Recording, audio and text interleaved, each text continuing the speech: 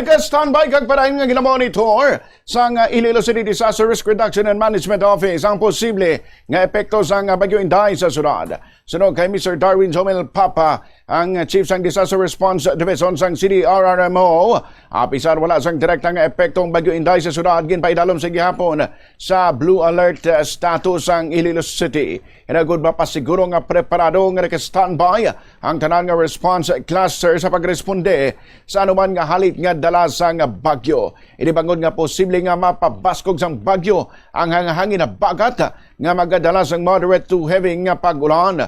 Pahayag pa niya bilang kabahin man sa ilang nangin preparasyon. Ginapanugyan na nga danang tanan nga barangay nga magparigayon sa pre-disaster risk assessment sa ilatag sa kanasakupan. Agud nga mapahagan-hagan ang epekto sang bagyo sang syudad. Ginpahayag man ni Papa nga antes pa man magtupa ang bagyo, ginatagan man sang direktiba mga barangay sa syudad nga magamat-amat sa pagpanglimpyo.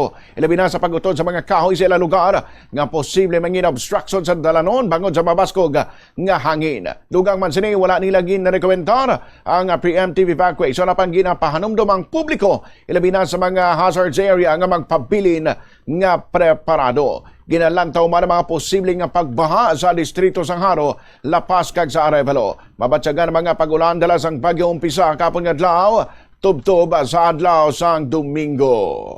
Ining si Typhoon Bobby will not have any direct impact diri sa ato nga lugar. Putsingan ang ginadala niya nga hangin kag ang ginadala niya nga pag-ulan, hindi iya mag-igo diri sa syudad sa Iloilo. Pero ang iya sini nga pagpabaskog or pag-enhance sa habagat naton or sa southwest monsoon, amo ni siya ang magadala sang moderate to heavy nga pag-ulan, mahimo pa nga maglapot sa Sabado kag Domingo. Ang kabahin sang pahayag ni Mr. Darwin Papa.